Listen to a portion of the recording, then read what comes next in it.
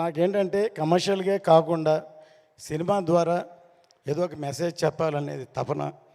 వాటిల్లో వచ్చిందే భారతీయుడు, ఒకే ఒకడు, ఇందులో నాయక్, ఇప్పుడు ఈ హరిహర వీరమల్లు. ఎంటర్టైన్మెంట్తో పాటు ఖుషి లాంటి సినిమాలు, బృందావన్ కాలం లాంటి సినిమాలు, అలాంటి సినిమాలు తీశాను.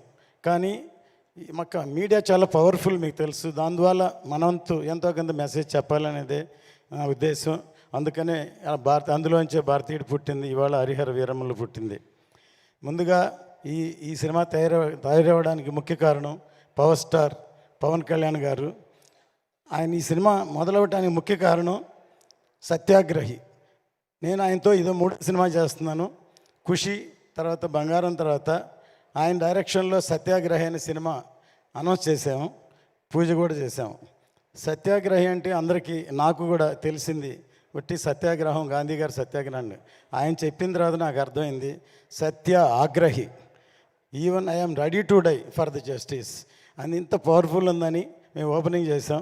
కానీ ఆయన డైరెక్ట్ చేయాలి కాబట్టి ఆయన డైరెక్షన్ చేయలేదు. అందుకని దాని కొరకే రత్న గారి సినిమా చేయాలని ముందు వేదాళం అనే సినిమా నేను తమిళ్లో సూపర్ హిట్ అయింది, దాన్ని రీమేక్ చేద్దాం అనుకున్నాం. కానీ అది ఎలక్షన్ వచ్చి చేయలేదు. తర్వాత కృషి గారు ఒకసారి నాకు ఫోన్ చేసి ఒక లైన్ ఉందని ఈ లైన్ చెప్పారు, నాకు నచ్చింది. కళ్యాణ్ గారి దగ్గర తీసుకెళ్ళి చెప్తే కళ్యాణ్ గారు అన్నారు కృషి గారితో, నేను రత్న గారి జడ్జిమెంట్ నమ్ముతున్నాను అన్నారు. అలా మొదలైంది ఈ సినిమా. చాలా టైం అవడం వల్ల 2-3 కరుణాలు దాటింది, చాలా కాలాతీతమైంది. అందువల్ల అందరూ టెక్నీషియన్స్ కూడా ఎంతకాలం అయింది కాబట్టి అనుకోకుండా ఎప్పుడో వేదాళం సినిమానే డైరెక్ట్ చేయమని మా అబ్బాయి జ్యోతికృష్ణని కళ్యాణ్ గారు రమ్మన్నారు. కానీ అప్పుడు తను ఒక సినిమా ఆక్సిజన్ చేస్తున్నారు, మధ్యలో ఉన్న నేనే పిలవలేదు. ఒక విధంగా నేనే తనకి అపకారం చేసినట్టు. ఈ సినిమా ఏదో మా అబ్బాయి అని డైరెక్షన్ చేశాడు అని కాదు, నిజంగా నాకే హెల్ప్ చేసినట్టు. ఎన్నో రాత్రులు నిద్రపోకుండా ఈ ఒక హిస్టారికల్ ఫిల్మ్ని తను హ్యాండిల్ చేయడం విధానం అసలు కళ్యాణ్ గారు ఆశ్చర్యపోయారు. ఎందుకంటే తను +2 చదువుతున్నప్పుడే మన స్నేహం కోసం సబ్జెక్ట్ చెప్పి తమిళ్లో శరత్ కుమార్తో తీసాం. తను లండన్లో వేల్స్ యూనివర్సిటీలో చదువుకున్నాడు. ఇప్పటి వరకు అవకాశం దొరకలేదు. అంటే నేను ప్రొడ్యూసర్గా ఉన్నా, నా పనిలో నేను ఉన్నాను. కానీ ఈ సినిమాతో తనేంటో నిరూపించాడు. ఇప్పుడు ఈ ట్రైలరు బ్యాక్గ్రౌండ్ కిరవాణి గారు ఎంత అద్భుతంగా సాంగ్ చేశారు. సాంగు సినిమా కోసం చేస్తే దాని ఉన్న బ్యాక్గ్రౌండ్స్ అన్ని తీర్చి ఇలా ఈ ట్రైలర్ తయారు చేశాడు. కళ్యాణ్ గారికి చాలా బాగా నచ్చింది. నిన్న వచ్చి కిరవాణి గారిని అభినందించారు. అంత గొప్పగా ఈ సాంగ్ ఉంది. మీ అందరికీ నచ్చిందా ఈ సాంగ్? ఫస్ట్ చెప్పండి.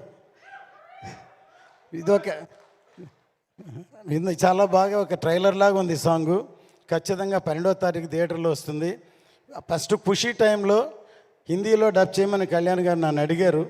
నేను ఇది ఓన్లీ తెలుగు వరకే అని చెప్పాను. కానీ ఈ సబ్జెక్ట్ ఎందుకంటే పాన్ ఇండియా సబ్జెక్ట్ కాబట్టి అందుకని పాన్ ఇండియాని అనౌన్స్ చేసాం.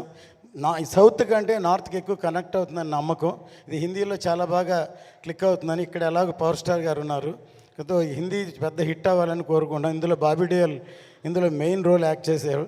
ఇందులో ఈ సినిమాకి పనిచేసిన అందరి టెక్నీషియన్లకి ఈ సభాముఖంగా నేను థ్యాంక్స్ చెప్తున్నాను. ప్రతి ఒక్కళ్ళు కష్టపడ్డారు. హాలీవుడ్ ఫిలింకి 2 డైరెక్టర్లు 3 డైరెక్టర్లు ఉన్నట్టు ఈ సినిమాకు కూడా 2 డైరెక్టర్లు డైరెక్ట్ చేశారు. ఈ సినిమాకి మేజర్ పార్ట్ ఇప్పుడు జ్యోతికృష్ణ చేశాడు. ఇప్పుడు మీరు ట్రైలర్ చూశారు. ఇంకా వచ్చే నెక్స్ట్ సాంగ్ ఈవెంట్స్ చూస్తే ఈ సినిమా ఎంత గొప్పగా ఉంటుందో. నా సినిమాని ప్రతి వాళ్ళు వాళ్ళ సినిమా సక్సెస్ అవ్వాలనే చేస్తారు. కానీ ఈ సినిమా అనుకోకుండా చాలా అద్భుతంగా తయారైంది. చాలా కష్టపడ్డా అందరికీ సభముఖంగా థ్యాంక్ చేస్తున్నాను. 12వ తారీఖు ఎదురు చూద్దాం. జై హింద్.